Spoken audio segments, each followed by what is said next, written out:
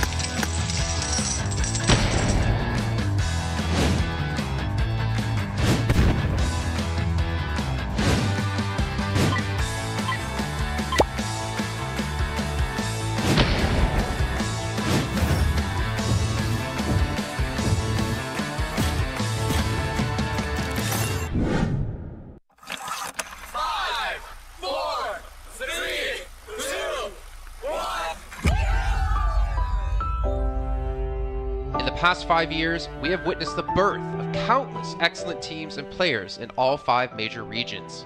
They are still remembered by us to this day. At the same time, we also remember our fans who loved us from the very beginning. On the occasion of this 5th anniversary, let's turn back the clock to the starting point of PUBG Mobile Esports, the Southeast Asia region, where all the stories began. As the first world-class event, PUBG Mobile Star Challenge gathered professional players from all over the world.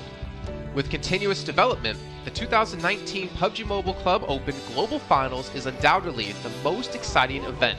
2019 Fall Split Global Finals, ladies and gentlemen, give yourself a round of applause! Among the countless rising stars, one shined particularly bright. Bigatron Red Aliens, a team from Indonesia, Bigatron Red Aliens! just got first place in the PMCO Southeast Asia Fall Championship, earning the chance to compete in the PMCO Global Finals in Malaysia. In the subsequent prelim stage, intense competition kicked off immediately. And finally, they advanced to the Grand Finals in 2nd place. BTR demonstrated impeccable strength in the competition. By the end, BTR was leading the lobby by a significant 106 points, bringing the first ever championship title to the SEA region.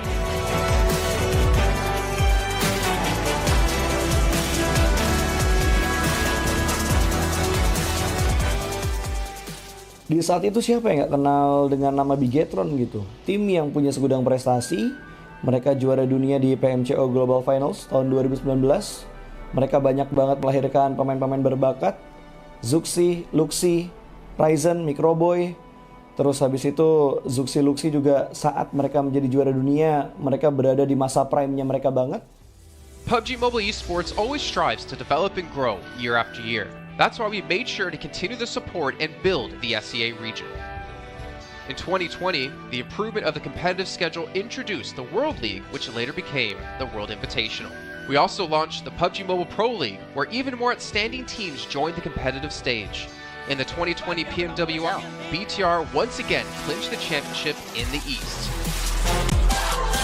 This had given Southeast Asia the title of the strongest region in the world. They hoped to continue their legacy at the PUBG Mobile Global Championship, the pinnacle of PUBG Mobile Esports. However, BTR was not able to repeat the performance from the previous year. This round, winner with a chicken dinner, Nova XQL! With the rise of Team Nova, countless brilliant moments were had, but this also left many players with regret. After BTR Red Alien won the Global Championship in Kuala Lumpur, we thought C region was the best.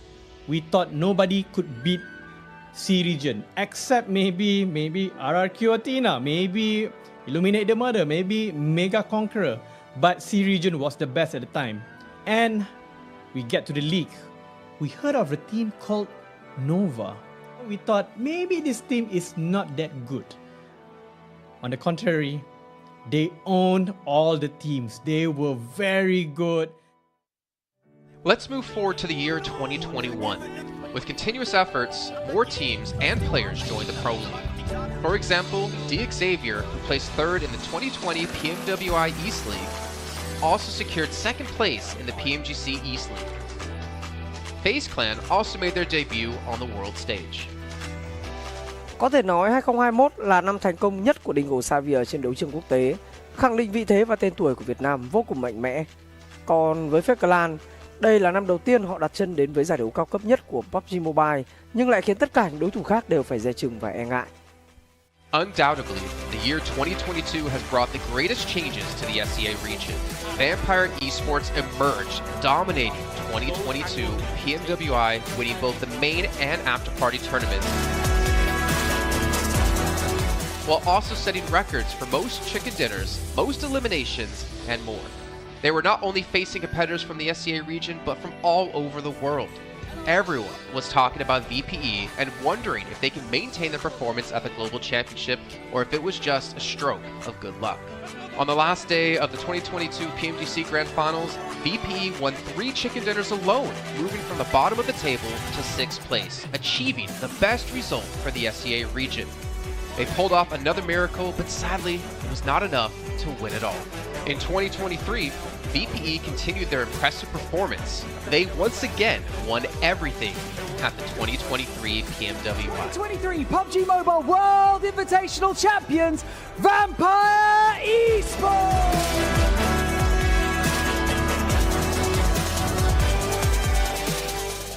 ก็ย้อนกลับไปในปีที่แล้วนะครับเอาจริงก็ผมมองว่าน่าจะโอ้โหไม่มีใครที่จะมองว่าทางฝั่งตัวแวมไพร์จะซักเซสได้ถึงขนาดนั้นนะครับเพราะยุคนั้นเหมือนทุกคนจะโฟกัสไปทางฝั่งตัวอินฟินแล้วก็เฟสแคนที่มีแบบว่าผู้เล่นดังๆนะครับแล้วก็ถ้าจำมันได้เหมือน PMGC ปีล่าสุดมากินไก่แบบเบิ้ลติดๆกันในวันสุดท้ายเหมือนเอาจริงน้องๆก็เคยบอกเลยว่าเฮ้ยเราเครียดกันไปหรือเปล่ามันเป็นตัวเองดีกว่าเล่นแบบปล่อยจอยได้แบบจอยเลยสุดท้าย3 กระติดจบอันดับ 6 ของโลกซะอย่างนั้นนี่นะครับแวมไพร์สปอร์ตเหลือเชื่อจัด But don't forget, Alter Ego, an Indonesian team, showed a very strong performance by winning the Super League twice.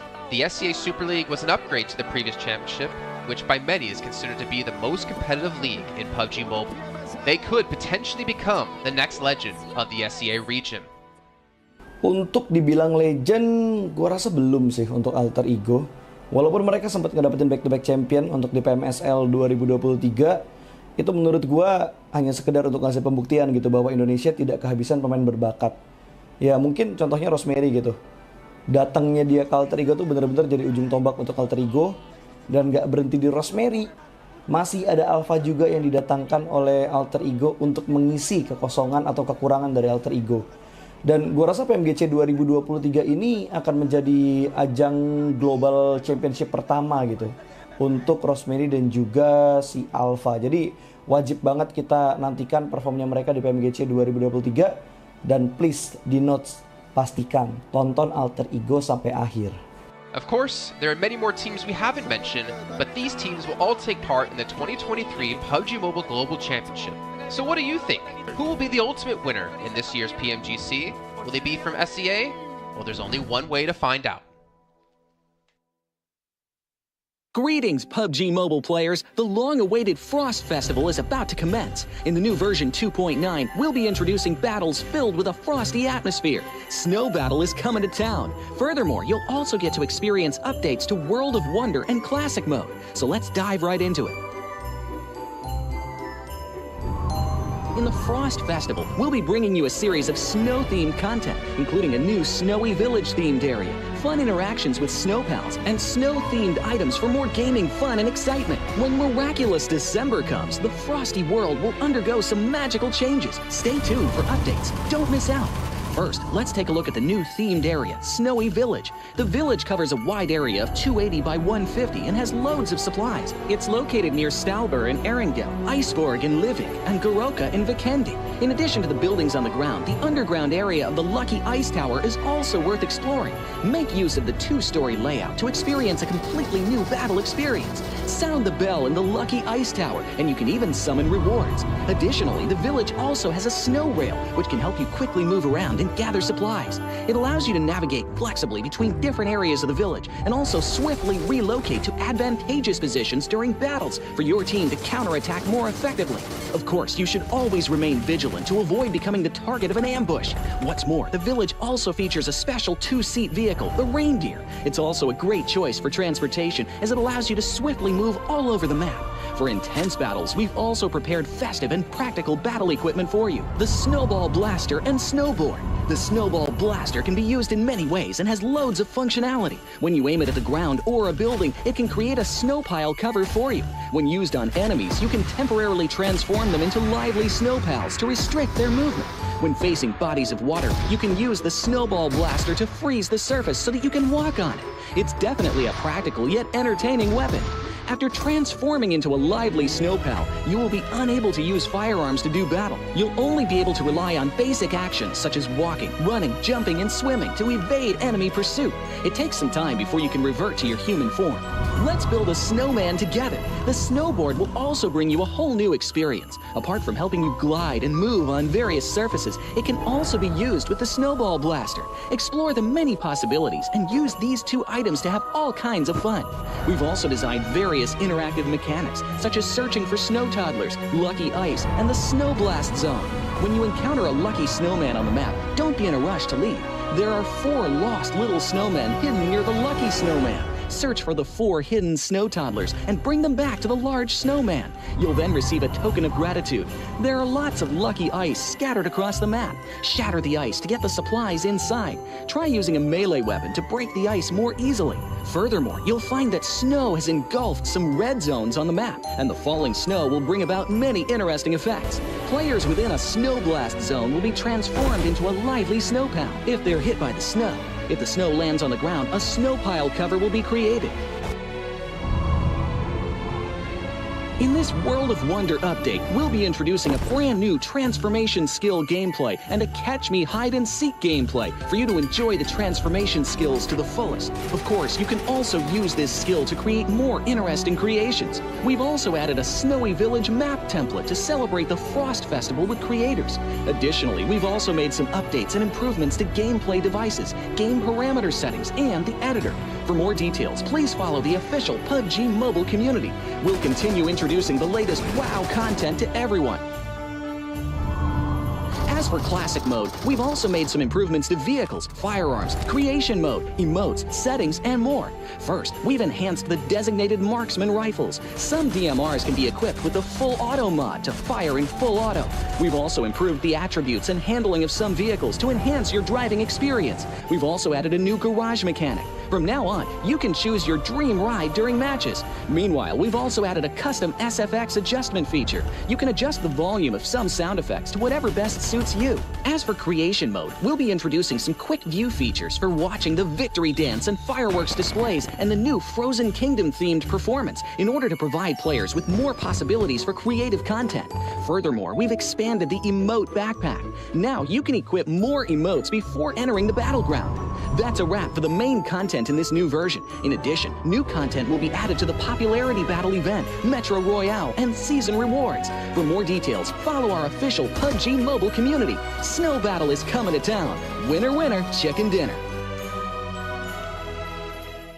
In 2020, while the eyes of most PUBG Mobile viewers were focused on Southeast Asia as well as other regions, there was one region in particular that went under the radar, the 2020 EMEA League. Numerous teams from different regions were fighting for a spot in the 2020 PMGC. Among them, the teams from the EU region were the most dazzling. Canina Power, which had previously won 3rd place in the 2020 PMWL West League, managed to break through and eventually won 6th place in the 2020 PMGC. Class Dilge Athletics from Turkey also successfully took 8th place. For the entire EU region, this was a great start, and in the future, the EU region would grow into an even stronger region. The EU region seems to have endless potential. They always have a number of astonishingly talented newcomers. In the 2021 PMWI, in addition to the veteran team Canina Power taking 2nd place, the newly reorganized team in 2021, Next Ria, Xenox in the smokes, the solo by themselves, surprisingly won 3rd place. The EU region seems to just have endless potential. There's always a number of astonishingly talented newcomers coming up through the ranks, developing their skills, and in 2021 at the PMWI, you had some of the veterans there for sure. Canina Power taking 2nd place, an incredible performance coming through from them to get that 2nd place. But not only that, you had the reorganized team for Next Ruya in 2021 who won PMPL Turkey. They came 1st in their region and then were invited on the back of that to the PMWI West to take 3rd place. So these new talents working as this new roster at the time, a phenomenal resurgence there, and there's so much more left in the pipeline, I'm sure, for this region. I'm really excited for what the future has, and I can't wait to see what they've got. In the 2021 PMGC, teams from around the world gathered once again. First of all, worth mentioning is that among all the participating countries in the grand finals, Turkey had the most with 3. Among them, teams like S2G and Next Ria finished 4th and 6th respectively. This was a massive achievement. The efforts of the EU region are constantly bearing fruit. Now they just needed an opportunity. 2021 yılında Dünya Şampiyonası istediğimiz gibi başlamıştı. Çünkü West aşamasında 3 takımımızı birden ilk 6'ya sokmayı başardık ve büyük finallere 3 takımımızı göndermiştik. S2G 4. olarak buraya katılma hakkı kazanmıştı ve kadrosunda Rip7, Timber, Kalse, Sylas gibi isimler vardı. Büyük finallerde ne yapacağını çok fazla kestiremiyorduk temsilcilerimizin çünkü dünyadaki takımların iyi performansları söz konusuydu. Büyük finallerde temsilcimiz S2G 4. olmayı başardı. Nexu'ya 6. olmayı başardı. Maalesef Fenerbahçe ilk 8'in dışarısında kalmıştı. Ama bu takımın ileride çok iyi şeyler vaat ettiği konusunda herkes hemfikirdi. Next, let's go directly to the 2022 PMGC. At a time when everyone was focusing on whether Nova could win 3 consecutive championships, a team that was not originally a favorite to win was about to become the focus on the stage. S2G performed consistently in the first 2 days of competition, always maintaining a position at the top of the leaderboard. And on the final day, S2G changed its conservative tactical strategy and sought to gain more elimination points in the last few rounds. And in the last round, S2G secured the championship with 15 elimination points. The champion of 2022, it is S2G! They finally broke through and made history for the EU region. 2022 Dünya Şampiyonası bizi büyük zaferler getirdi. Tabii ki Dünya Şampiyonası başlamadan önce bu zaferlerin geleceği konusunda çok bir fikrimiz yoktu. S2G kadrosunda bazı değişiklikler yapmıştı. Takıma yeni katılan oyuncular vardı. Özellikle Reis ile birlikte takımın form seviyesi gerçekten çok yüksekti. 2022 Dünya Şampiyonası finallerine 2 takım göndermeyi başarmıştık. Bir tanesi S2G, bir tanesi Fireflux. Maalesef 2 takımımızın kaderleri birazcık farklı oldu. İlk günden itibaren S2G sürekli olarak zirveyi kovalarken Fireflux için işler iyi gitmemişti. 3. gün geldiğinde S2G güzel maçlar geçirdi ve şampiyonluğu Türkiye'ye getirmeyi başardı. Bu Türkiye e-spor tarihindeki en unutulmaz başarıydı. This year, the EU region has continuously produced even more strong teams. First of all, G Gladiators won first place at the 2023 PUBG Mobile Pro League Spring Regional Championships and third place in the 2023 PMWI. Veteran teams like Nexuria and Canada Power have been performing better and better this year and successfully qualified for the 2023 PMGC. Subsequently, hot recent teams like Mad Bulls, BRA Esports, Major Pride, Melise Esports, Demorte, among others from EU, have also successfully gotten a spot in PMGC. They all look forward to continuing the success of the EU region in 2023. There are many questions surrounding PMGC. Will S2G successfully defend their championship? Will another EU team lift the trophy? Could it even be a team unexpected to win it all? Let's witness it together in Turkey.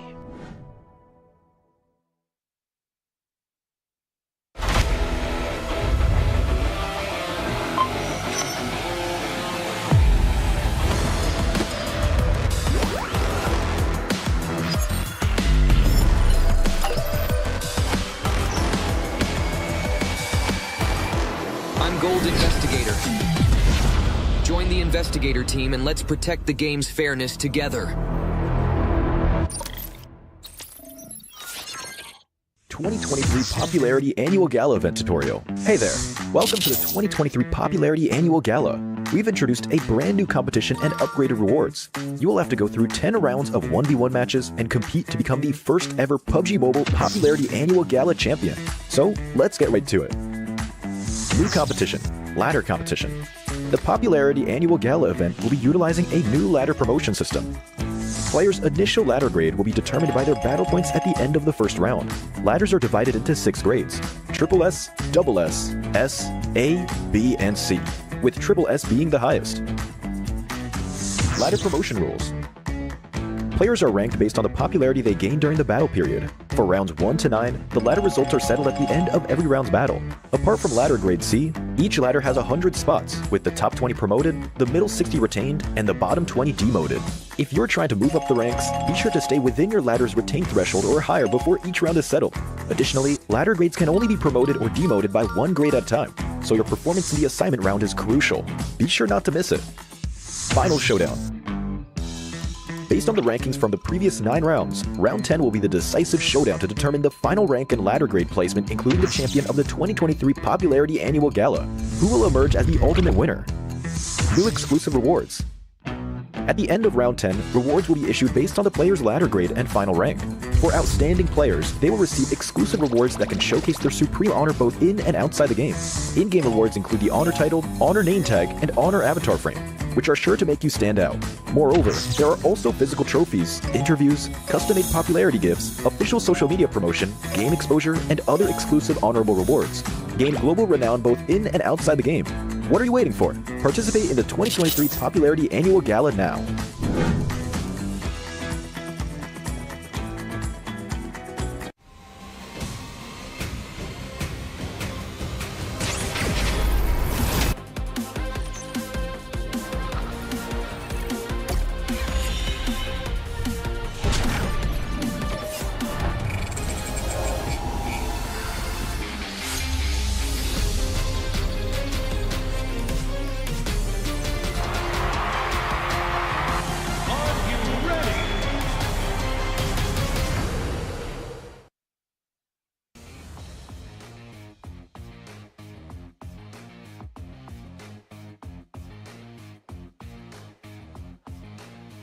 Welcome back to the PMGC 2023, and this is going to be the last chance stage here.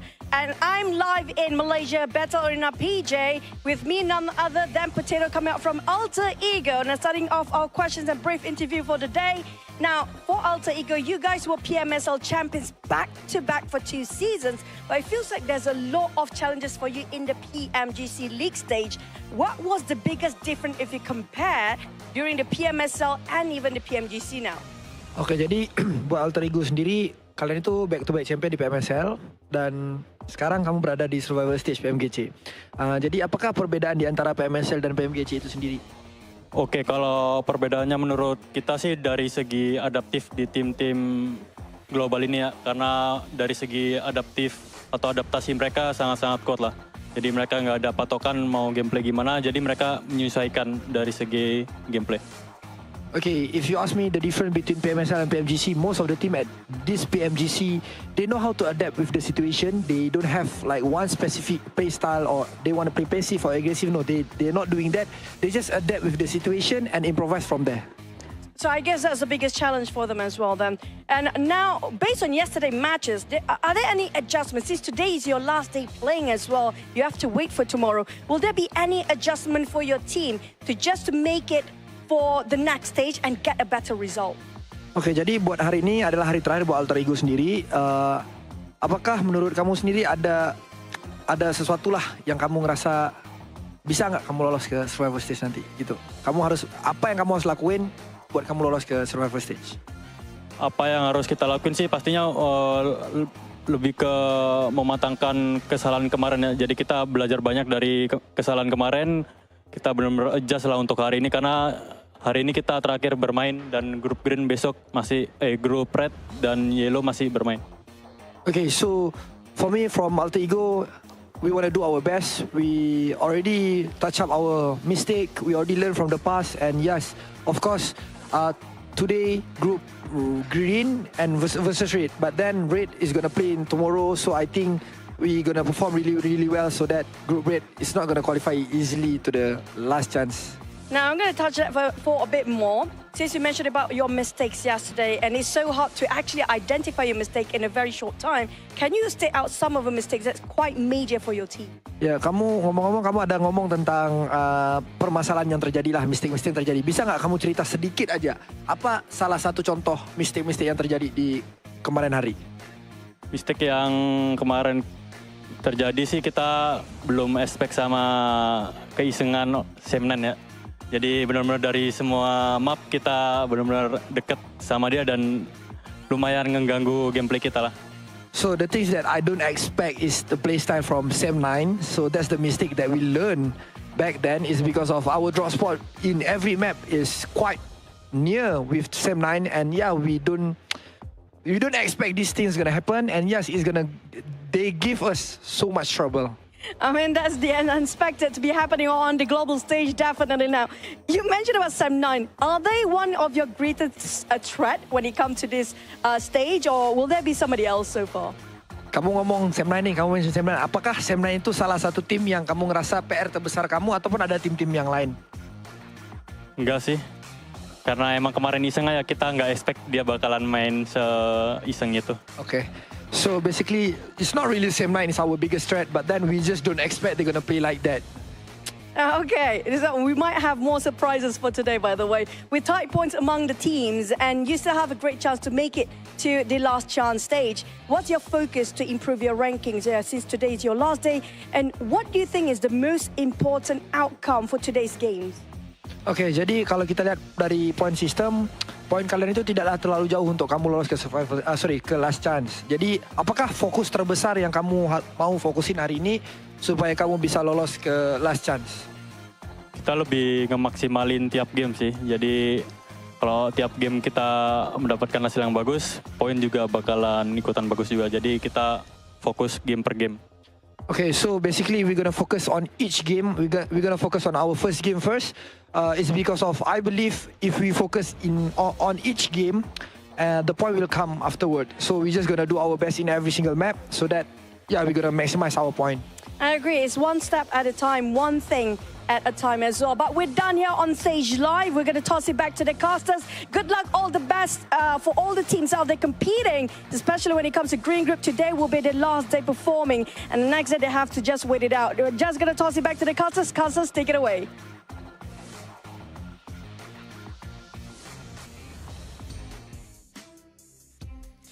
Well, as you heard there, Potato, Alter Ego, and all the teams from Group Green, this is your last chance. Your last 6 matches to get as many points as possible and potentially keep yourself in the safe zone. I'm Jason Kaplan, and we got Maxman and Kalaris here on the desk to break down everything happening, obviously, yesterday and what's to come up today. And honestly, Max, well, no, wait, I'm not going to go to you, Max. I'm going to go to Kalaris first. Alter Ego had a rough day, to say the least. Yes, they did, and I VOD reviewed them quite extensively. So obviously we heard in the interview there that, Sem9 was one of their downfalls. Luckily for them, they're not playing today. However, I think that is not the issue for them. Yesterday, the issue for them in 4 games out of the 6 was unnecessary risks. You think back to the Sandhawk, you get caught in the water, BTR takes you down, you're done. You think, and the other water scenario on Erangel as well, that was not required whatsoever. The first game on Erangel, where they're coming late to the circle, they're trying to go for a central spot. You're too late. Try and play edge instead. Again, another unnecessary risk. And then finally, Sem9 on Erangel being able to take them out when they're trying to find cars, right? So all of these unnecessary risks that they're taking could be easily mitigated if they're just playing a bit more mature PUBG Mobile and trying to play a bit more of a controlled style. Well, there you go. Before we can hop into some more analysis here, Max, I know you're just ready to talk. I'm going to remind you guys at home about the Infinix GT10 Pro official smartphone here at PMGC 2023. And while you're on your new lovely device, make sure you check out TikTok with the tag PMGC 2023 to find out some stuff behind the scenes, hopefully some interviews, hopefully anything for you guys to watch. And of course, if you do post about the event, make sure you use the hashtag as well. But Max, as you heard Kalaris break down Alter Ego, there's another team out there we really have to focus our attention on, a team who had a special invite into the group stage. It's G Gladiators. I don't know. I don't know if I want to talk about them. I'm making you talk about them. I don't know. I want to talk about them. I mean, Gladiators, we expect more, right? I still believe in the Gladiators cheese. They're going to cheese until the very end here, Jason. They're going to maybe qualify to the survival stage, to the last chance, should I say, with just a few points. But I want to look onto other teams possibly, because we got also a big shift of groups, right? And one of the few teams that's been added to the mix today, I'm especially excited to see play, is going to be Enigma Galaxy. They played exceptionally well back in their Group Red, and especially with Coops, he was the second top fragger of his group. One of the best pickups, I would say, in the entire year of PUBG Mobile eSport, right? With how they are able to take these fights now, how aggressive they are.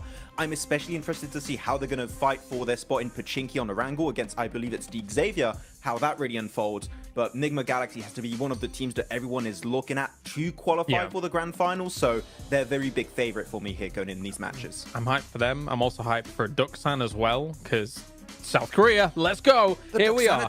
Oh. They're awesome. They're awesome. And I mean, to be fair, they had a great start to their group initially, and they kind of fell off slowly as time went on. But I've said it multiple times, as South Korea constantly gets more and more days, more games on the board, they're great at assimilating information. All of their teams, all of the teams that qualify for PMGC. So I'm hoping for Duxan to prove big here again today. That was great analysis about gladiators, by the way. I was going to say, well, that's great stuff to talk about, obviously, Enigma Galaxy and Duxan. But, Max, I really want to hammer home about gladiators here. My attention actually are over towards potentially Inco Gaming, because obviously they've seen their brethren teams of Alpha 7, of Loops, of Influence Rage perform pretty well. I'm curious to see if they can rise up and be another Brazilian strong power team. But also Hyper, because the roster they ended up fielding in Group Red wasn't the roster they ended up fielding in Americas, or the team they ended up fielding in North America PMPL. I mean, to be fair, GFan on the roster was surprised to see them do so well in the group, considering GFan's kind of been out of the team for a while now. But they have, I guess, a lot of pressure coming their way from North America in general, considering they're our only representative. And I don't know. It's going to be tough, man. That's all I can say. I know that Zifan is watching a lot of, doing a lot of viewer parties, watching a lot of the different regions. So I think that might have helped out, actually, because he knows kind of what to expect in these matches against all these different teams, how they're going to rotate, and how these matches are going to be unfolding. So maybe that has been helping them out quite a bit. But it can't help you against the domination of Brazil right now, because Influence Rage are just running away with it. And as you said already, talking about Inco, Jason, they have already played at this stage. Nenebich in particular, one of my favorite players of the region, that I would like to see them potentially climb up. But that would be too many Brazilian teams almost in the grand finals. There can't be all of them. That's not possible. Or could it? I don't know. Yeah. We'll see. Obviously, still a lot to come up down the way. But we can see a comparison here of Mad Bulls up against Enigma Galaxy. And Mad Bulls obviously struggling when it came to placement points, able to put up a ton of eliminations and obviously double chicken dinners as well. We could see just obviously the performance when it came to group stage quite different when it came to eliminations. For me, Enigma Galaxy, I do feel like they were the one surprise for me, especially out of Group Red, to not advance through to the grand final straight away. I mean, they just fell short of Morph by a few points here and there, because Enigma Galaxy had a great start, and we know this team as a very formidable roster. I mean, I think a lot of people put a lot of stock in if Coops is gone, then if he's eliminated early, then maybe they don't have much legs to stand on. But I don't necessarily hugely agree with that. Of course, he is a force to be reckoned with, right? And somebody that is going to be sitting very strongly with him, as you can see here with the 43 eliminations. But this team still is able to play a macro game, even if Coops is gone. It's just that he is quite the powerhouse to speak of. I mean, thinking back to PMWI, Max, we did see Coops kind of be similar to Nomi, similar to Matic. He was kind of off by himself, but also the funny thing was he was the tip of the spear, it seemed, in most parts. He would be like the first one across the rows to get position for his team, but he'd be so confident and so successful to be able to do that it allowed Enigma Galaxy to kind of adapt their style quite a bit to how Coops can perform to his best. If you're Enigma Galaxy, you don't need an IGL. You just need to, Coops is in gate, we just follow Coops.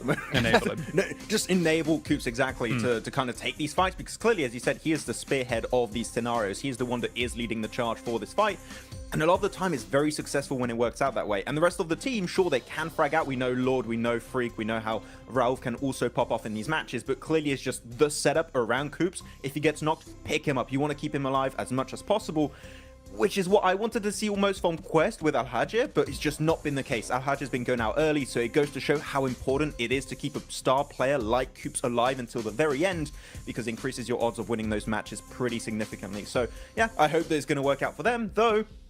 If you're looking also on this graphic, Radio Seal, currently Reject, we had some great moments, right, Kalaris, in the group stage. They've been a little bit invisible currently at the start of this tournament. There's still a bit of time for them to come back and hopefully qualify for the last chance, but Reject have not had the start I was expecting, and that might be also off the back of that long break between Group Green and now this point of the tournament. Honestly, I have a bit of a grim outlook for Group Green, in my opinion, once we take a look at some of the highlights, because, I mean, you've got 6 of their teams not able to make it happen yesterday, right? I think Alter Ego was the top out of those 6 teams with 22 points, and that's kind of why I focused on them a little bit in my VOD review from day to day, because I do feel like Alter Ego is the one that can try and get out of that rut that Group Green has put themselves in yesterday, because it is their last chance today. So much so that I do believe that Alter Ego will make some big changes coming in today. Like, for example, I think that they're going to go north on Sandhawk because N-Hyper goes down towards Camp Charlie, which was a backup drop since they moved away from that northwest island, for example. So we'll see if that actually pans out here today. But yeah, I think they've got a tall mountain to climb as Group Green today for the most part. I will say this, I'm 100% in agreement with you, Klaus, but one thing we can't forget about is that the difference between 16th place and 8th place is 15 points. Now, obviously, if you're Milicia in the situation, that's over doubling your points, but it's not that big of a gap at the moment, so it's really going to come down to those potential 1, 2, 3 points. That means whether you're into the last chance or your unfortunately PMGC run will be done. So it's still extremely close, but yeah, it is kind of eye-opening, Max, as we look at Group Green just struggling down towards the bottom of the leaderboard. Yeah, actually, I got a few numbers right now. Group Yellow, on average, have 40.5 points. Group Green have 26.3. So there's a pretty significant disparity between the teams that are between these two groups. It is going to be a bit rough. There's room for them to, of course, catch up here, but as we know, for the survival stage, it's only 2 days. The team of Group Green only have 6 matches remaining to have an impact on the leaderboards. And after, I mean, Kalaris in esports, this is always the worst scenario to be in. You just got to stay and watch and just hope that the other teams around you don't perform well, which is the most insane situation to be in, because you just cannot have the impact you're hoping for anymore. No, for sure. It's a terrifying prospect to actually kind of stare down. For Rejects, of course, I think that obviously right now they got themselves 17 points yesterday. Compare that to the group stage that they had, which was 188 points in total. For me, I don't know if 2 days is enough for Rejects and rotating lobbies for them to gain traction, because Rejects' performances came in the latter stages of their group as a whole, compared to some of the earlier days and the early results. That said, as well, there's some uncharacteristic numbers that came out from yesterday. Procedure, for example, only 10 eliminations across 6 games. This is a team that can get that in one game, no problem, considering what we saw from them in the group stage. So my eyes are also on them, aside from Alter Ego, because I just think that they're capable of more. 100%.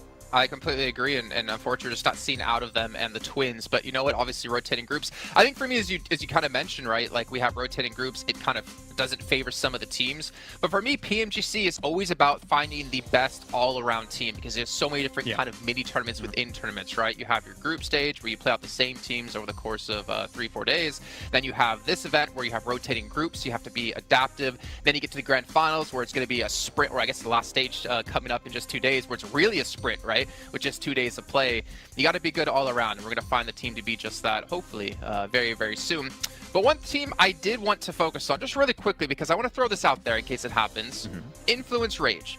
You're so far in the lead, there should be no chance you're ever going to fall into the bottom 8.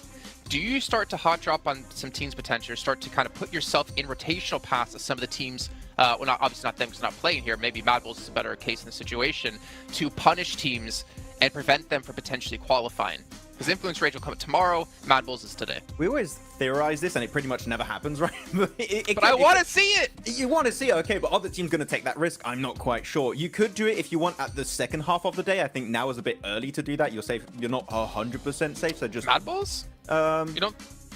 I mean, for Influence Rage, I would just say, just play the half of the day, just chill, normal. Then if you want, and see how it happens. I think the earlier you do it, the more responsive teams are going to be to that, and they're going to adapt around you, potentially hot dropping them, right? So if you Influence Rage, Mad Bulls, BTR, maybe you want to take a bit more time before going for a play like that. I don't know who you'd want to pick out. Maybe Rejects, maybe also Gladiators right now could be a team to take down. I don't know, could be. I have a thought. I do think Mad Bulls is relatively safe. I mean, considering that I think that their performance will continue here throughout the day. I think if you were going to target anybody based on these two groups alone, I wouldn't even mind looking towards Procedure for on Erangel. If you think about their potential rotational paths from something like Yasnaya going up against kind of Rozok, sometimes those can potentially clash from time to time, and Erangel is the most, as we all do our little things. Please sir, I want to be next. You know, I think that could be a target. If they were going to do something, I don't know whether they will though. I'd even go on Alter Ego, to be honest. I think that would be a good team to take down. Maybe. They could be a threat. I mean, that's a good point. If you prevent people from hot dropping you when we get into the last chance stage, then it means your position is going to be a lot cleaner. You're limited in games. You have a better chance of qualifying through. But let's see what's going to break down as we're heading to our first match of the day with Sandhawk. Going to throw it over to our commentators, Jack and Blink, to take it away. Thank you, Jason. Oh, it's exciting already because I kind of like the way you can see we're all there in anticipation. It was cool. I like the way you kind of had, you know, we're in school blank. We want to get our opinions. Oh, in. yeah. See, for me and you, we're speculating, we're theory crafting. It's sick, man. This week's going to be so damn good. Like, the quality of games yesterday was great. If that carries on, I'm living for it, Blank. Yeah, I mean, we were having a little chat behind the scenes there. I mean, to be honest with you, there's a lot to talk about here. You know, you have some of these groups here that are now playing their last day. It's Group Green. This is their final day today before we head in towards tomorrow. Everyone gets 2 days of play between both the survival stage and that last chance. And some of the players, some of the teams in Group Green are in real danger right now. It's a stressful experience. U2 Alliance, they look happy. They look ready to go. They look very, very excited to get things on the road here. They had a pretty good upwards trend over in their group. Didn't start off so strong, but ended it quite significantly well. Obviously not getting in towards that direct invite stage, but yeah, for Group Green, things do get a little tough here. And you know, we were chatting about, like, you know, there's really only a couple of teams from Group Green that we actually thought were fairly decent towards the end of it, and it kind of felt like the group of death. But the more we look into it, the more we see there's actually some very, very good teams in some of these other groups that definitely deserve more praise. Absolutely. I think that's sort of the speculation that we had when we came to this agreement, you know, like looking back on it, in retrospect about the rose-tinted goggles or green-tinted goggles, really, the upper echelons of that group were absolute masterclass, right? Even Reject Tokyo couldn't be lumped in with that, with how well they were playing over that week. But since coming into this, well, hang on a minute, hold that thought. It seems like hot drops are happening, Blank. What's going on here? Straight into the action. Is that Mad Balls under pressure already? It is Inco versus Mad Balls here. And we saw this versus Mad Balls in the very first day of their group versus Falcons. They lost their hot drop, but they're used to it now. They're expecting something to go off. They've already found one knock off the bat here. Let's see if they can find any more, Jackie. How far can they go with this then? Fleek getting the reload off instantly, trying to assess the situation. Now, Mad Balls always feel like they were hit with pressure on Sanhok. Even back in regulation of Group Green, they were being tested for control. Inco are the ones that are starting to show up here, though. Early damage done. Fleek down by the DBS. Another knock coming in, Blank. Bit of a trade, but now we're seeing them both be severed. Lots of damage across either squad now. It was one apiece, but Inco were able to get that res off there. Vitali will finish off Fleek in the meantime. Zerich desperately trying to hold his own. Becker trying to head down the stairs. Nice little peek out coming through from Inco. Only one Mad Bull left remaining, but it's Tulika. He was having a fantastic day yesterday. Not about to let this game slip out of his hands, but he's only got one teammate left to bring up, but a huge amount of damage onto Squash. Last player alive, Tulika. Can he clutch this out? Oh, is it going to be burned clutch like a used car salesman? Drop down for Squash, seeing if he can clear his way through as the bullets come flying. Tulika calls for the backup of his teammates, rotating further over so he's got room to try and pick him up later if possible. Doesn't peek off the back of the bait of the movement either, so Squash still holding. Frozen expires, and it's all on Tulika for good. No chance of getting his teammates back, so worst case scenario has happened here. Even if either one of these solos get away and give up the final elim, you have crippled yourself coming into the opening game today. And this is it, Blank. They've got to roll with the punches now. Yeah, Nima Galaxy also having a little peek in here with Ralph off in the distance alongside of his teammate. So this fight is not going to go well either way for both squads right now. Tulika is on the broadside, will be spotted almost immediately. This shotgun that Squash has found himself alongside with the SK-12 that he's currently holding on to, it is just stressful to deal with now for Tulika indeed. One shot will be enough to take him down unless he's at distance, but for the Mad Bulls, this is still sort of an important fight to win out on, right? You do not want to be losing your spot in Ruins. You don't want people to be feeling like you're an easy prey come towards that direct invite towards the PMGC, that global championship. So for anyone watching, all the other teams are already qualified. You know, Mad Bulls having to put on a bit of a performance here, a bit of a display. Goodbye.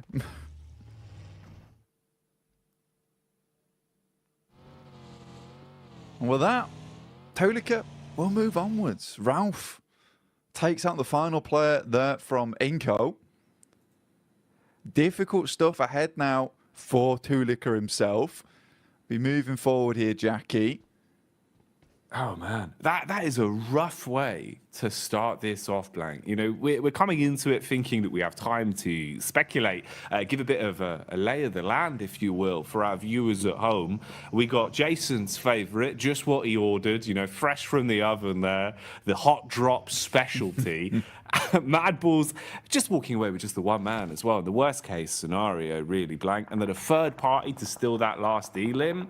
Ooh, wrap that up in a neat little package. If that isn't a little taster of the sort of shenanigans we're going to be seeing today, then I don't know what would be. You know, maybe like a beef stroganoff. Yeah, I mean, for some of these teams, some of these squads, right, it was kind of interesting because we were sort of speculating, is Mad Balls going to be the one to hot drop?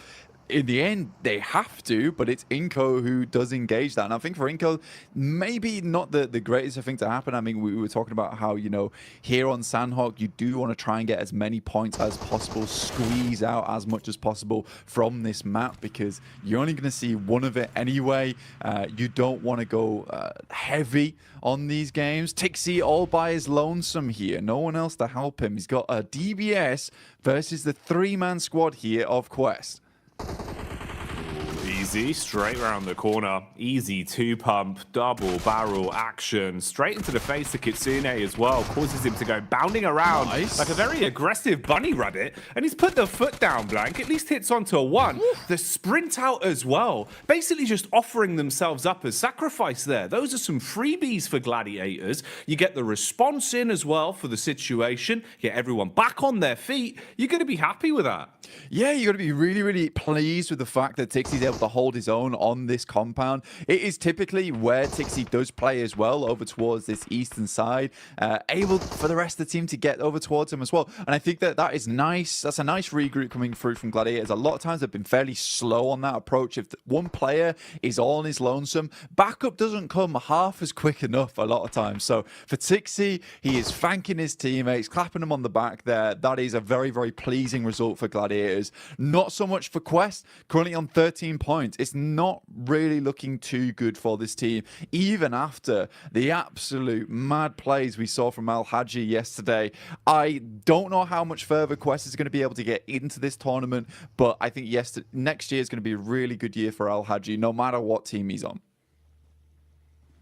I think they've done well, at least in kind of winning the hearts of the fans a little bit as well, with the time we've seen from them on camera, the way they've come across in their interviews, and the resilience we saw, at least in regulation, back in Group Green, right? You know, for them to actually fight through and even still be in the tournament in a position where we can still be talking about them right now, Blank, at least for me, was impressive. It just felt like there was a little bit of room for them to get another step forward. It's a shame how some of the games have gone for Quest, especially yesterday.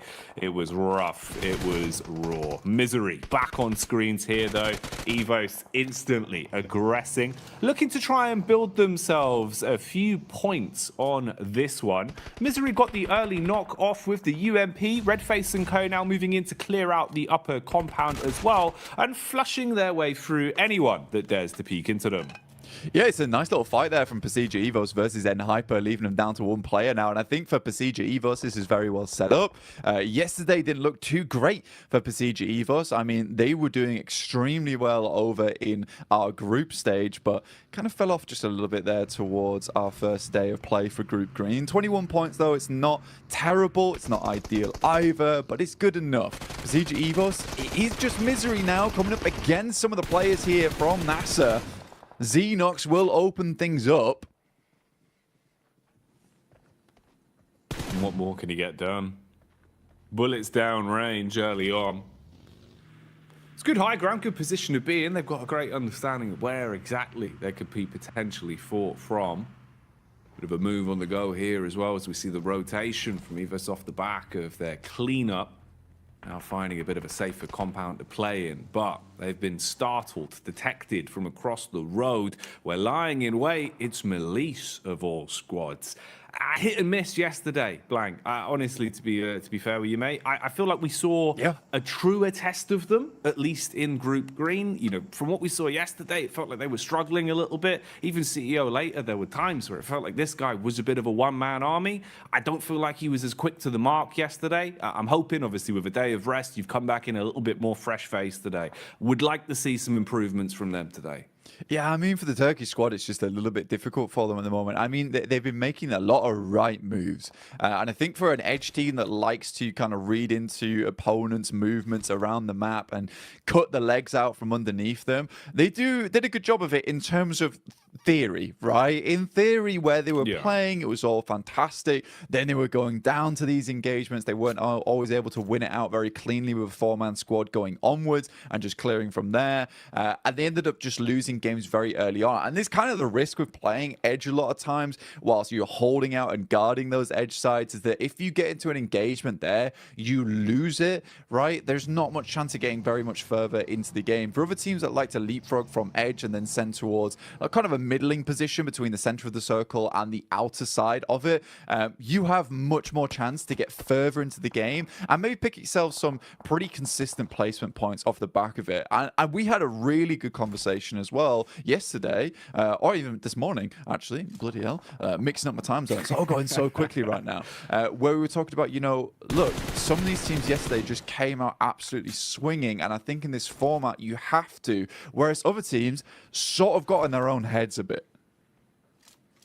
Yeah, that was one of the big focal points we were kind of sort of umming and ahhing over, about how you could see the difference of, let's say, a team like Influence Rage, who came out just playing their style, just absolutely giving it, right? Any opportunity they had to just swing on a fight, play confidently, going into an engagement basically thinking, you know, we've already won this. They're just thinking about the points being in their pocket.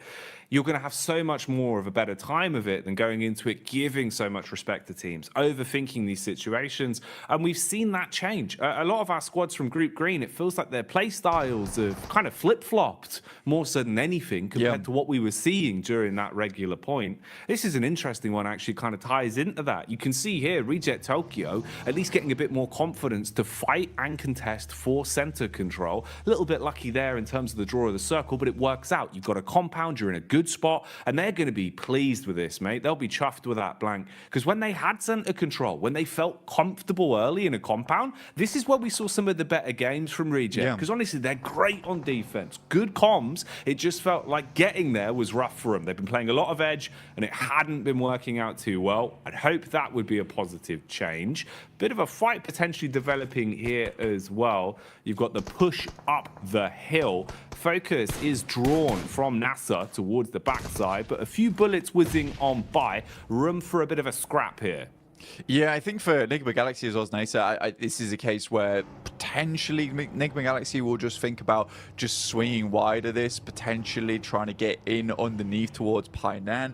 I think Enigma Galaxy is a team that is very well known for some of their more smart rotations. A little bit of a scout there from Ralph. He's in very much danger now of taking a knock. Luckily, the vehicle is going at a strong 90 miles per hour. Alter Ego zooming in towards where Reject is playing. Already Octa gets taken down here. They try and take control of one edge, but Reject has penned them in, locks them into one location. Now the nades can start to come through. There's a lot of damage off the back there. In the meantime, Duxan does take down Ralph. We talked about him earlier being very, very low. Pins pulled on the nades for Alter Ego, looking to see if maybe there's a way they can defend themselves with these bad boys. Problem is they've already taken so much damage. Reject Tokyo setting themselves up. They're trying to reset in terms of the defense and readjust what positions they're playing from so they can support each other a little bit easier. There is nades in play as well. Reject Tokyo normally very good on lining up those double nades. That could be something to come back towards. For now, we'll see what's happening up on the hillside as well. There's been a bit of commotion here. Teams have been making their presence known, and that high ground control is going to be worth its weight in gold the longer this one goes on. So pressure being applied there. Rotation coming in as well. You've got Alliance on the move as they start to make their way over. Drop in the smoke so they've actually got some cover to work with. And you'd need it because Melissa are close by and they're eagle-eyed, Blank. They've got eyes like a hawk. Yeah, for Udo, this is probably one of the toughest rotates currently happening on around the map, where they're sort of locked in between DX as well as Malise Esports, and DX has a fantastic control of his high ground. Something we saw a lot from them yesterday is identifying some very strong positions on the map, but also being really good at holding them down. Not necessarily always in compounds, just in certain areas of the map where they have that high ground control. They can play around a little bit of hard cover and go from there. Circle moves very hard towards that north side. Now, that is a little bit of grace given towards MB Esports. They can use that to their advantage. Udo Alliance, they take a knock in Flax, and a quick heal goes over towards Fatah there. So very, very immediate response from Udo Alliance, but I don't think it's going to be enough here. I think they're just caught on with the worst end of the stick out of the lobby. Probably the only team that's going to suffer in the next minute or so, I would say.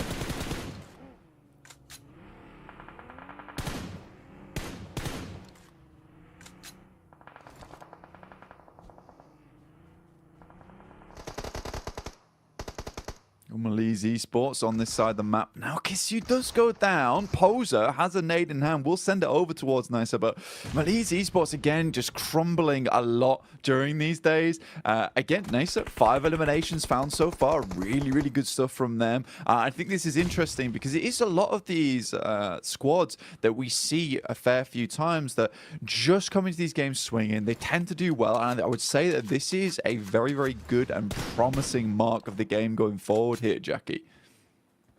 I'd agree with you, man. It feels like, actually, you know, we're getting into a bit of a groove now, a bit of a stride for some of our teams. A lot more aggression displayed early game as well here with the culmination of the 2 groups we have in today's lobby for survival stage. Now, they were being pulled and pushed in multiple directions here. It felt like they weren't quite sure which fight they wanted to set their gaze on, but now they've been thrust into one. They have to try and survive, taking a ton of damage up against Evos. Good lay of the land from Link as well. Knows to look towards the distance, can see just over the ridge side where his next opponent is coming from. They've got an understanding of where exactly he's playing towards, but with the bullets connecting, they're going to start to farm up these elims. Malise, meanwhile, are crashing down as well. This is Udo Alliance still trying to push over that hill. They've been doing this for quite some time, Blank, and maybe it's going to start to work out. Nice connection onto Levites. He's dropped and finished off for good, and they're still pushing in. Yeah, Cluck's doing a really good job here. I actually like the thought process we saw from Udo Alliance. Unfortunately for them, DX follow them down on that south side, which is a really cool play from DX. You don't a lot of times see teams chasing on this situation. In the meantime, Reject desperately trying to hold on towards their central compound. They left it, they moved towards that north side, but they did face off versus FaZe. But they're currently still in a strong position. Gladiators, for them, this game is very, very important. They already started things off really well with a 4 eliminer. It would be absolutely strange and weird circumstance that we see Gladiators get the majority of their points done on Sandhawk. As we know, they are horrid at this map. This is a map that they do not find a lot of success on, but already they're up to 7 eliminations. With 4 players alive, this is starting to be a really good run for them. There's an itch in the back of my brain just reminding me of one of the Sandhawk games we saw from Gladiators quite some time ago, Blank. And I just remember it starting off in the same kind of way. When the pressure's on Gladiators, when it feels like, you know, the story's not going to happen, the crazy comeback towards the end is never going to be there. It feels like finally that Cinderella story won't be written. Something like this happens. We've seen it before on Sandhawk. I don't know what causes them to play like this sometimes, but they've certainly had their breakfast this morning, and they're coming out with some fibrous maneuvers, looking very solid in the moves they're making. 7 elims to the name, Blank. How much longevity have they got on this one? We'll keep our eyes on it because Gladiators need a good game, and the individuals are playing to prove that. Yeah, they desperately do. Right now, facing off versus Duxan, not an easy team to go up against. MB Esports, they lose Fistboy on a knock. That's to DX, who are doing a really good job over on this eastern side, just clearing their way through. Up to 3 eliminations now. Alter Ego also chiming in. Bit of a better rotate from them over towards this south side, able to take over that compound that Reject were holding on to. I think a lot of that comes off the back of the fact that Gladiator was able to get some really good pop shots between the windows, knock some of the players from Reject. Very much slow slow them down, bog them down. More nades sailing in from Gladiators, taking out the remainder now of Duxan. FaZe spots out some of the players from Gladiators, will take some pot shots towards them, over towards that western side.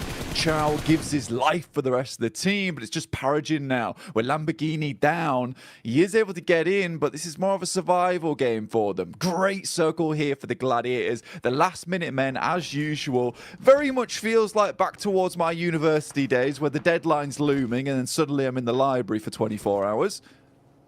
That's how it always goes with Gladiators, man. I sympathize them with a lot, Blank. I'm the same. Unless the deadline's there, it's not getting done. And that's the way they play. And honestly, it's working wonders for them right now. Again, you know, with every time we're looking over to them, they're starting to build up more elims.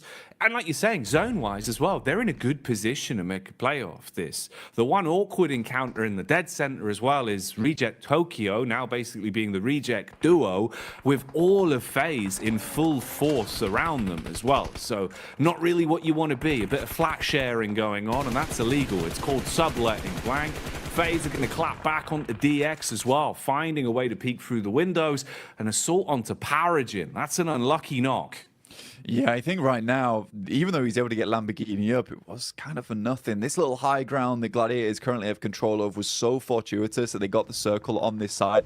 Coming off that high ground is very difficult, so they're trying to milk it for as much as they can here, stay on this top side. But it's MB Esports coming in to try and challenge us. So now, Gladiators need to be ready for this one. Kitsune, luckily, is in position as the DBS, only able to find one, though. And that's not quite enough. The rest of the team instantly needs to improvise off the back of this. Sek and Mondo are down, so it's a decent start. The nades start pouring in, and it's a nice nade on the backside towards Fistboy. Just a Kaze left remaining, and Gladiators quickly clean them up there. Up to 12 eliminations now, Jackie. A fantastic start. Tixie's flying through the air. Matic is on the support. Oh, mate. This is perfection put together so precisely from Gladiators right now. That was beautiful. The nade work to defend after the crash was on point, and then straight back into hungering for more elims. The peek down the hill, beautiful connection on the aim skill as well, and we get left with our final four. A scrappy one at that as well, Blank. Alter Ego still alive. They were able to find what remained of Mad Bulls and shut them down, but they've now had the same done to them. Peek out from Sarah Biceps, and with a smooth right hook, he's wiped them off the face of the battleground. 3 squads remain. Gladiators currently on the outside edge right now. It's FaZe with a very strong position. Alter Ego still need to work their way in as well, but they went out earlier on. Reject holding on. It's a good little game for them, but for the Gladiators, more points would be absolutely gorgeous for them here. If they could win out this game, they'll send themselves tumbling towards that top side of the lobby after just one match. So 20 points. Realistically, if they can get themselves 25 after this, they'll be very, very safe. It'll give them a buffer. They still will need to put in the work after the rest of the day, but they'll be in so much better stead. And taking that pressure off yourself this early on in the day is so, so nice. Taking the pressure off themselves and applying it to Reject Tokyo. Problem is, though, it's not going to turn them into diamonds. It seems like they will instead just buckle under the pressure. Bit of a peek out here from FaZe, though, as Gladiators encroach further on the compound, closing in on them, using their utility to try and blow Lufa out of the equation. Nade after nade barreling through. Swing from FaZe on the stairway as well. And that connects. Sameku left black and blue, down on his last legs now as they first onto him. Gladiators with only a duo remaining, Blank. I think regardless of what happens there, I think Gladiators are fairly pleased with this result, right? Meku was always left behind to try and help the rest of the team get further up. Now it's Matic in a 1v3 scenario. It's going to be very difficult for him to pull this type of thing off. Goes for the pre-fire as the circle starts to push all these players in. Has an idea of where they're swinging. This rock is really nice to play around, but Onzen, he's on the prowl, and it will be found by the rest of the team. Mormon finishes off Matic. Regardless regardless, FaZe picks himself a nice win from a very easy rotate on that north side. But for Gladiators, that could have been a lot more for them. Either way, I think it was around about 15 eliminations they finished that game with the 6 points on top of it. 21 points is just a very, very nice start for them. And you know what? Jason might have been right to bring them up at the start of the day. It's crazy, isn't it? You know, we sit there, Jason brings out all his storylines that you think are never going to happen. And I think we hit the mark for 3 out of 3 of Jason predictions all in one game. So he's doing well today, Blank. He's doing well.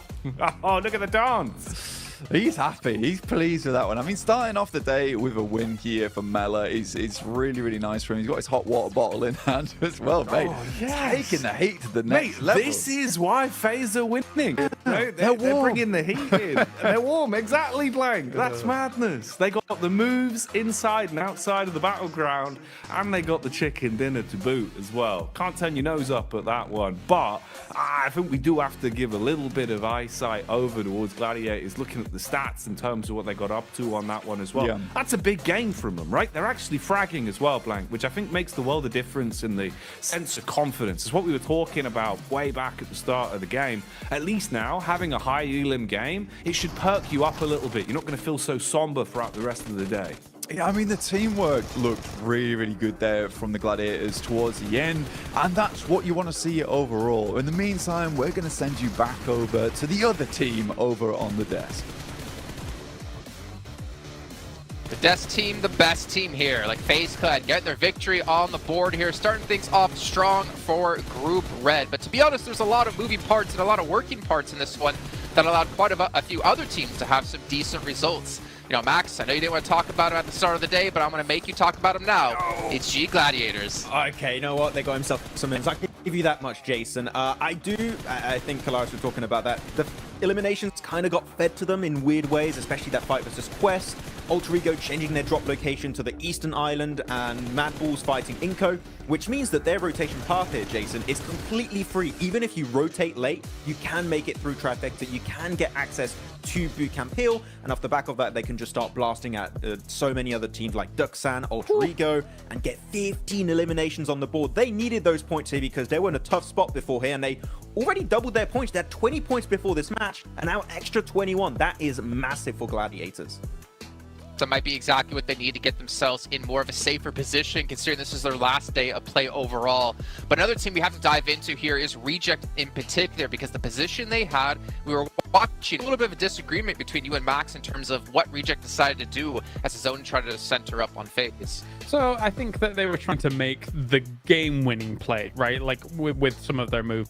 They start in Trifecta, they had a 2-2, and they go to the compound, which in our region we see always as a focus point for some of these circles mid-Sandhawk. Now, they realized Alter Ego's coming in behind them. They made a ridiculous blitz through. It was risky, but they actually got a lot of points from it, 8 points in total. That's by the by. Reject here from this point on tries to leave this compound and go north towards FaZe. I think they already took one elimination off of FaZe, so they knew that they were weakened, or in a weakened state, but it was very slow, very unsuccessful trying to breach the position of FaZe here. So I like that Rejects was trying a winning move, but it materialized. At least they got high up in this game, I suppose.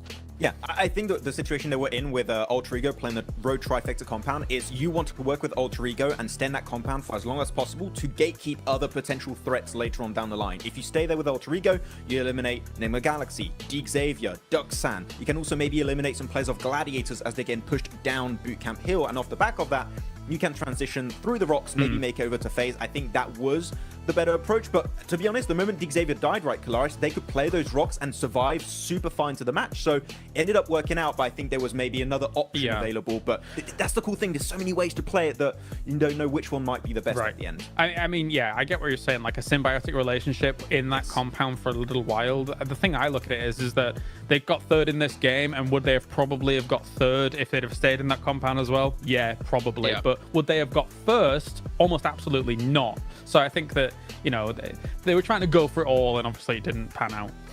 Yeah, and again, trying to make those plays that are really important for them, considering Reject coming into this one from Group Green. So they only have, well, now 5 matches left to go. They have to get as many points as possible. They have to make sure that to make the right decisions, though, as we did look at a drop as well between Mad Bulls and Inco. And Mad Bulls, a team that it really doesn't matter for them, right? They're pretty much safe into the last chance. For Inco, though, at least them trying to scrape by as many points as possible. I think they got 3 with the eliminations. They're realizing, okay, well, this is not going to work out. Let's try to salvage with something. But they have to maybe look forward now to the next 5 matches. Yeah, you don't forget the best part of that fight here, Jason. You just Rauf come in like, sit down. just get rid of them right away. That was a good bit. That was a good bit right there. But yeah, it's a hot drop. It is normally Inco that would have to change that drop because Mad Bulls, as you touched upon, Kalaris, during that game, already so comfortable. It is currently their fight to win currently in that position. If they win it, they clear it for the last chance. And Inco, they're just going to be maybe completely out of that position from the get-go. So yeah, Inco, cool. It's fair enough. There's only 1 of these maps per day. But you might want to try and think of avoiding those as much as possible because it can really impact your results over only 2 days worth of play. That is such a small amount of time that these hot drops can really impact your position. Yeah, it would be even especially more huge if there was more than 1 Sandhawk per day, right? But there's very little interest in giving up your position when you've done as well as you did like yesterday as Mad Bulls. One thing I do want to mention really quickly, because you said it while we were watching the game, and I kind of really liked the idea of it. We did see Altigo change the drop location, as was mentioned already on the desk here. They went up towards Cal. But then when the zone started to shift away from Corey, more centralized, and they were on the east side of Corey, you were talking about what do they do here in this position. And Claris, I wanted you to bring that up just really quickly.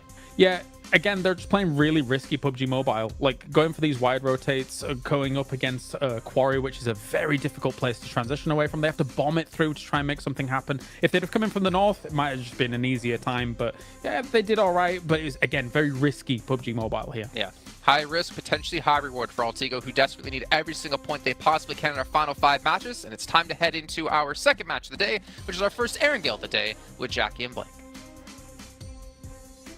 Ooh, the first of the 3 Erangels. This is good. This is always my favourite Porsche and Blanc because it feels like we start to get the more nuanced games, right? Where we can kind of expect the more unexpected. But this lobby's already looking kind of wild. So we'll see what we get, Blanc. We'll see what we get. We're in for some treats. Yeah, I think that the guys on the desk touch on a really important point here is that for some of these teams, you know, specifically what Kalaris was talking about really interested me in the sense that, you know, Reject, they go for the game-winning play at the end of the day. And I think you have to do that now. You really do have to go for these sort of things because, honestly, for Group Green, we know that this is their last day of play to get in towards that survival stage, not be in the bottom 8. And again, because you are the group that's playing the first 2 days in a row, you don't play the last day, you don't really know what marker you're aiming for, right? You don't know where that bullseye lies because no one is on that 16th position where it's just fixed, and you can think to yourself, we only need to get this amount of points to get in. So you have to push it to the max every single game, and I think that some teams are realizing, I would say too late at this point in time in Group Green, that they have to go for these game-winning moves. That had to come through yesterday. It absolutely had to come through yesterday. I think Mad Bulls took their fate into their own hands very quickly, as did Influence Rage, who have more than secured their position over towards the last chance phase. At this point, I think they have 77 points, something ridiculous at this point in time. So I think for some of these teams, maybe it's coming through too late. You need a little bit of luck today. You need to really hit your shots. You need to be making strong rotations and maybe, just maybe, able to bump those points up just enough. I think for Quest, that instant elimination at the start of the day there on Sandhawk versus a team that most people regard as not the greatest Sandhawk team will really knock their confidence in a big way. We know Quest made it in by the skin of their teeth, literally 1 point in Group Green to get towards that survival stage. I don't know if that sort of playstyle is going to cut it here, where a lot of teams, we're starting to cut down past the teams that, you know, didn't get past the first group stage. They're now in the survival stage now where we have a lot of really, really strong teams. They won't just sit down and die like Tiamba did.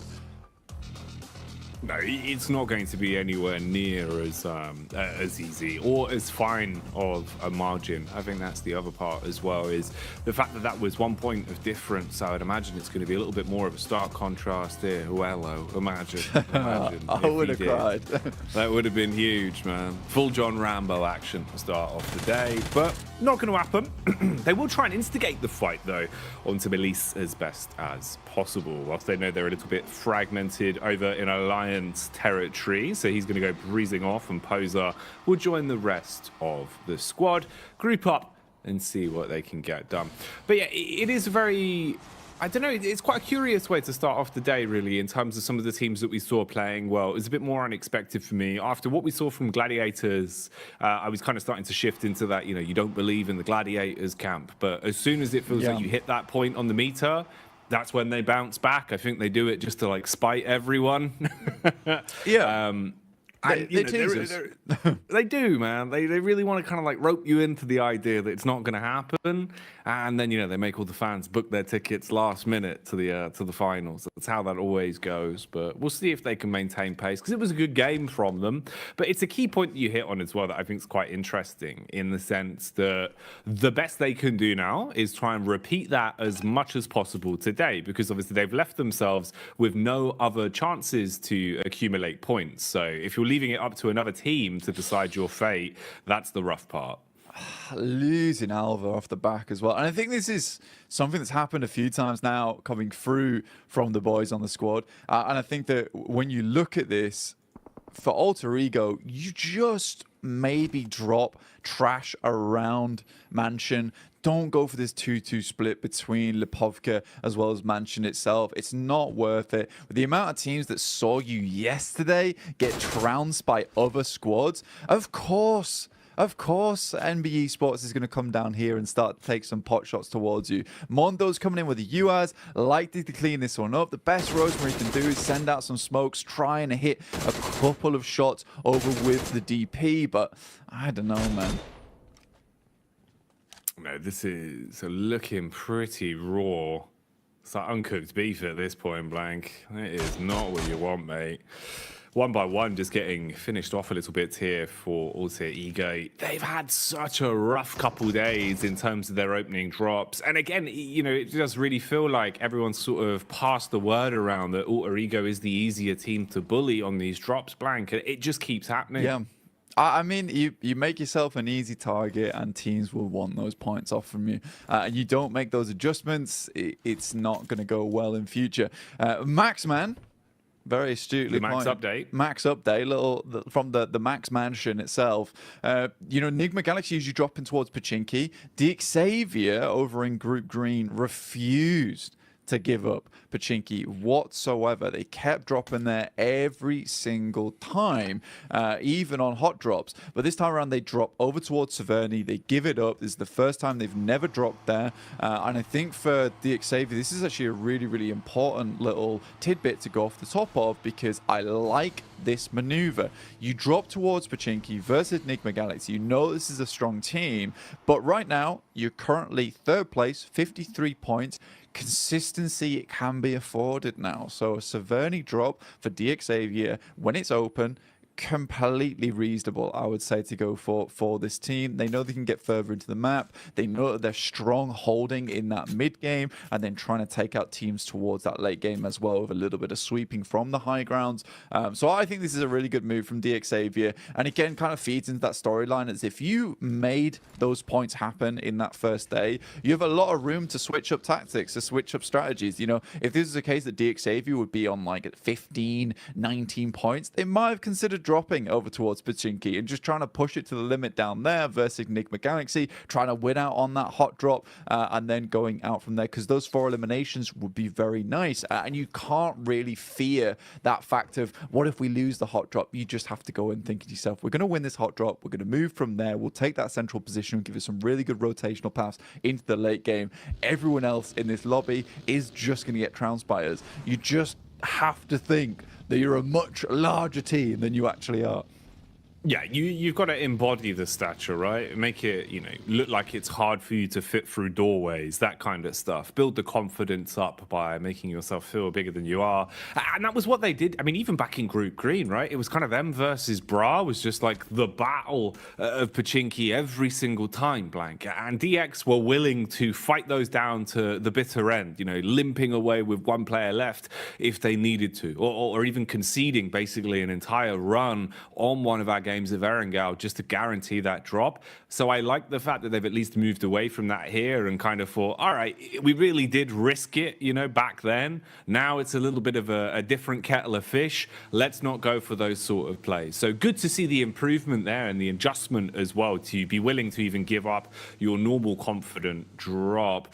Man, drop is a word that is synonymous with Alter Ego at the minute, though, as every time we look towards the Elim feed, it feels like it's Rosemary that's just taking bullets from miles away. It's so unfortunate for AE for the way these games have been going. But again, here, they're just exposed. You've got a line of sight. MBE just keep putting the pressure on and blank. Yeah, I think for Alter Ego at this point in time, it's just not looking good, right? And I think we said this multiple times at this point. There had to be a change coming today. Kalaris gave some really good points. There's some very risky rotations. I think this one in particular was a risky drop as well. I think you can go for risky drops where they provide you a bit more of an idea of actually getting further into the game. But when you're dropping over towards Mansion and then split dropping in Lipovka as well,